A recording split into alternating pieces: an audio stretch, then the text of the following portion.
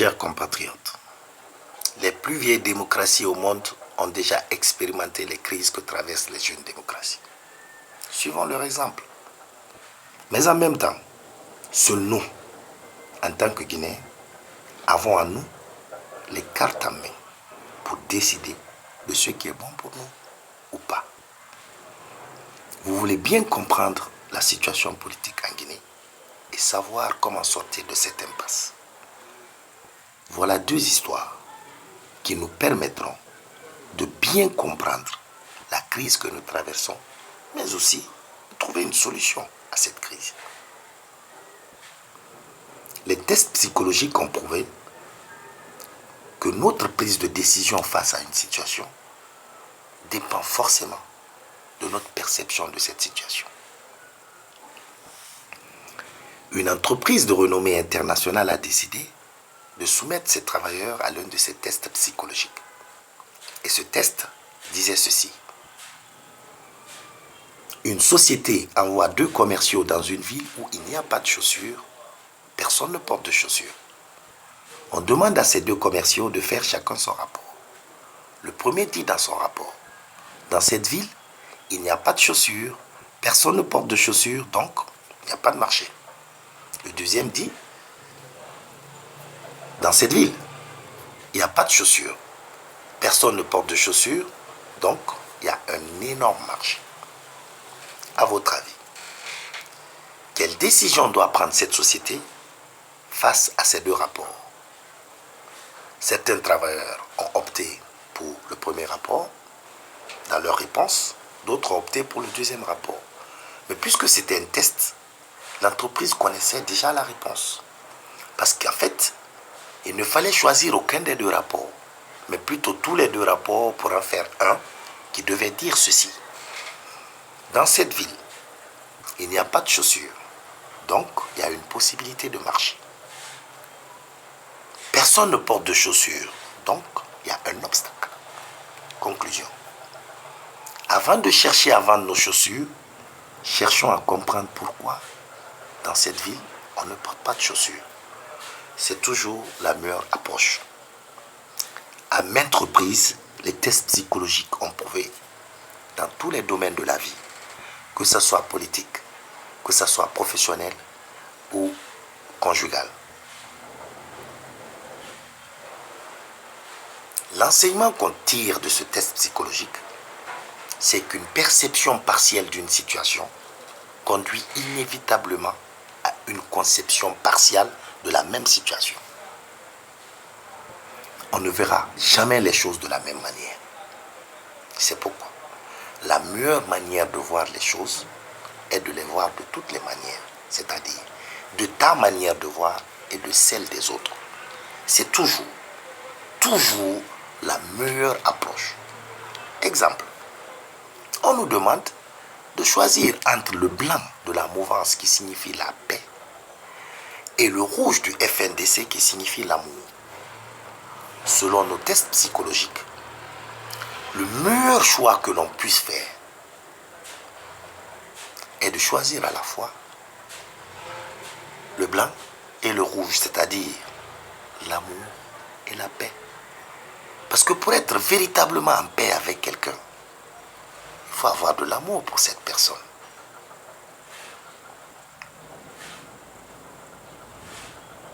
De part et d'autre de nos protagonistes, les idées sont dignes d'intérêt et comportent une part de vérité. Mettons ces parts de vérité ensemble pour en faire une vérité. La deuxième histoire nous explique pourquoi, souvent, l'on dit que la solution est en dehors du problème. Un père de famille décède en laissant derrière lui 3 enfants, 17 chameaux et un testament, dans lequel il recommande que la moitié des chameaux soit remise à son premier garçon, le tiers à son deuxième et le 9e à son 3e garçon. Seulement, il y a un problème.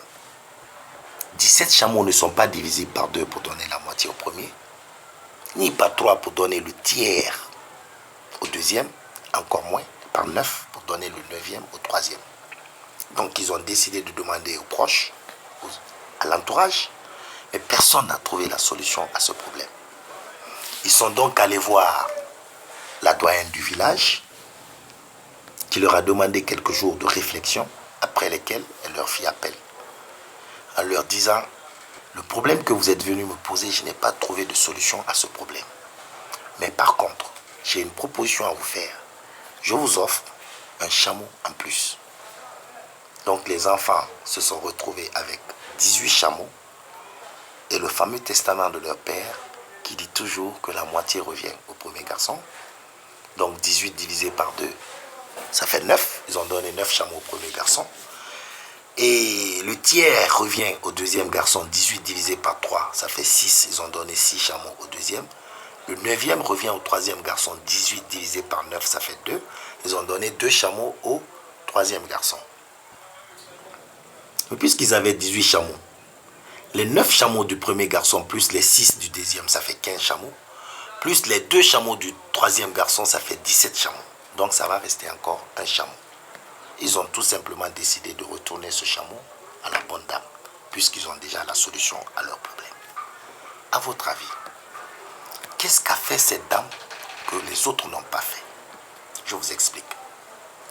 Contrairement à tous les autres qui se sont concentrés sur les 17 chameaux, à savoir comment faire en sorte qu'on puisse diviser ces 17 chameaux par 2 pour donner la moitié au premier, par 3 et par 9 pour donner au deuxième et au troisième. Mathématiquement, c'est impossible. Cette doyenne, par contre, a laissé les 17 chameaux de côté pour aller trouver le 18e chameau qui est la solution à ce problème. La morale que nous enseigne cette histoire, c'est que très souvent, nous pensons que la solution se trouve dans le problème, alors qu'il faut sortir des périmètres du problème pour aller chercher la solution ailleurs.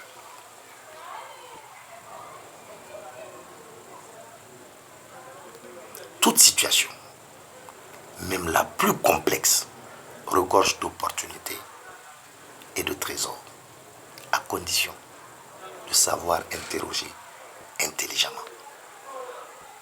Albert Einstein dit: si j'ai 60 minutes pour résoudre un problème dont ma vie dépend, je passerai 55 minutes à chercher à me poser la bonne question. Une fois que j'ai trouvé cette question, il me suffira de 5 minutes seulement pour trouver la bonne réponse.